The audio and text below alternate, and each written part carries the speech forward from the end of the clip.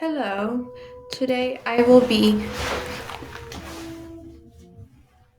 presenting a webinar on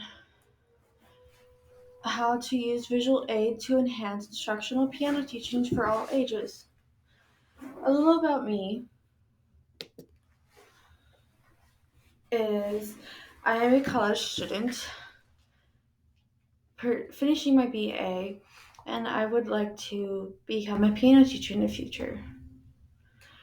The reason why I believe this is important, and also the reason why I chose this pedagogical topic, was because carefully planning a variety of activities and experience in a critical element of any lesson plan in order is important in order to capture and maintain students' attention, keep them intrigued, entertained, and interested in that topic and activity.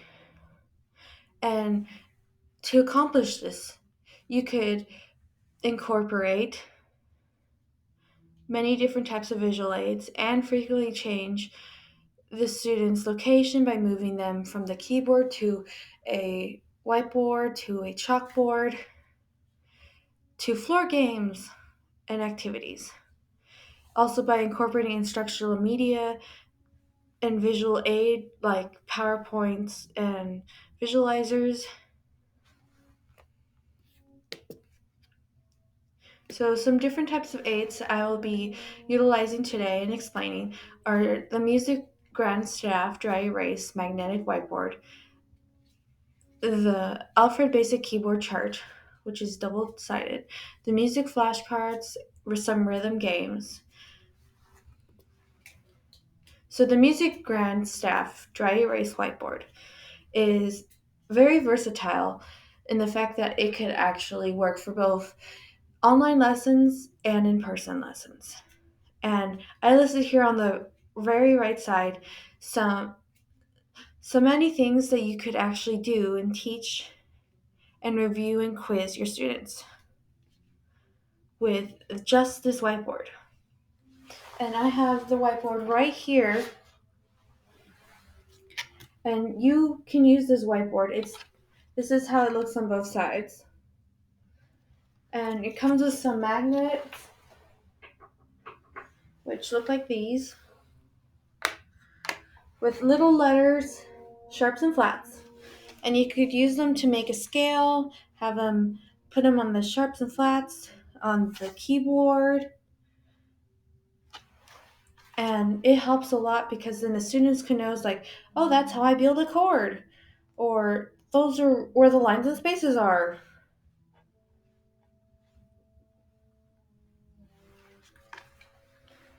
And this would be helpful for any type of age group. That's one of the reasons why I chose this. And of course, flashcards, my favorite thing in the world. This can, for all beginner students, no matter what age group, it could be used for notes, syllables, terms, or instruments or musical concepts or just composers, really. It could be used for any type of thing in music.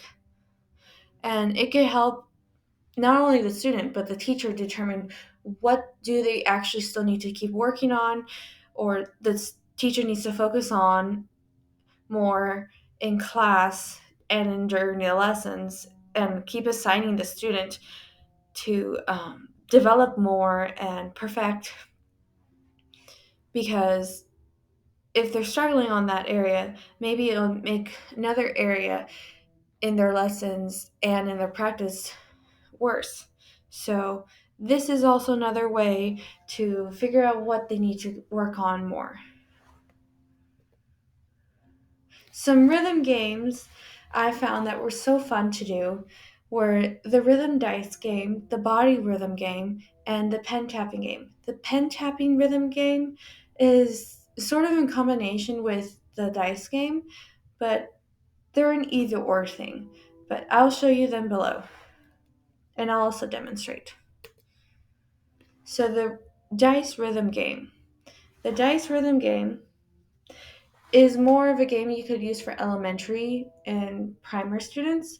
But if older older age group always has struggled with it or is beginning with music in their life, this also could work for them. So listed here on the right is a diagram um, of some rhythm patterns. So it's split in half and it has 6 tables. 6 tables meaning representing each side of the dice. So 1, 2, 3, 4, 5, 6.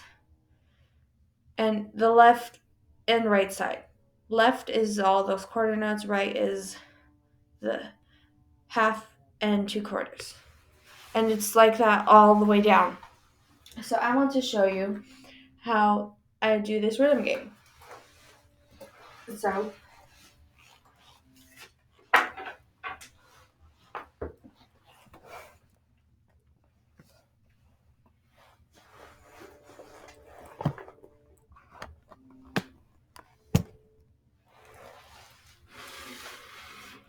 So I just roll these 2 dice, and whatever one out of those 2 columns that you see on your share screen is the one that I will play and tap. So I got a 4 for the right hand's pink, and well, a 5, my bad, 5 for the right hand, and a 4 for the left. So that means if I go through my sheet here, it means a 4 for the left. So I will be playing 1, and for the 5 for the right, it would be 1, 1, 2, 1. So if I add them together, it would be, haha, this is tricky. 1, so 1, ooh, wait, it was 4 and 5. 1, 2, 3, 4. Okay.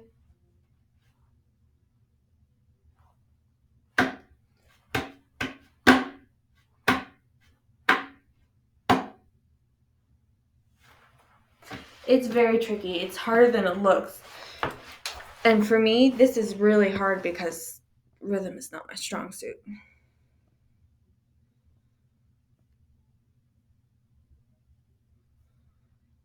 So now I want to show you another thing. So I have over here, up above, I have another way to do tapping. So I have the rhythms right here.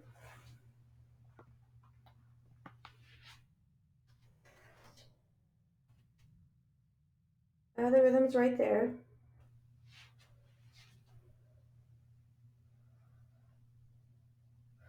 And you could do it as a snap or tap.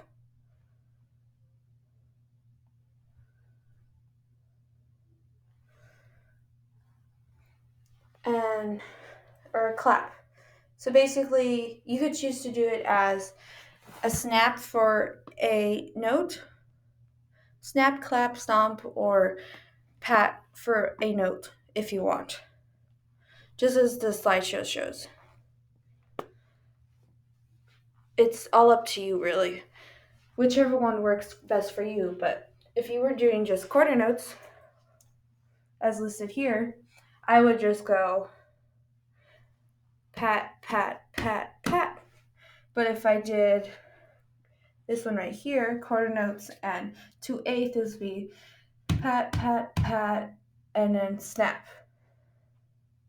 Well, pat, pat, pat, snap, snap. For this one right here. So you could do different methods of actually doing the body rhythm percussions. So lastly, and I have this practice keyboard here. It's a double-sided keyboard I have where I could use with sticky notes. I like to label for my students or have them label what note it is on the piano, or what sharp it is in the piano, or have them build the scale on the piano and then apply it to the piano physically. So it's just like the whiteboard, but with all the octaves on the piano. So they get a bigger visualization of it. One way they just color code it, another way they do it with a whiteboard. All these ways of using visual aid will help your student understand it before actually applying it to the piano. And I have here below all the sources I got all these visual aids from. The books gave me some of the ideas, but I got most of these sources, these printouts I got of the rhythm, I got them from Google Images. YouTube, I got some of the videos here that I listed for you guys to look at, and with the instructions on how to play the games and stuff. And in other places, these websites and places here are listed for where you could buy other materials for you to get. I hope you liked my video webinar, and I hope you guys have a great day. Thank you. Goodbye.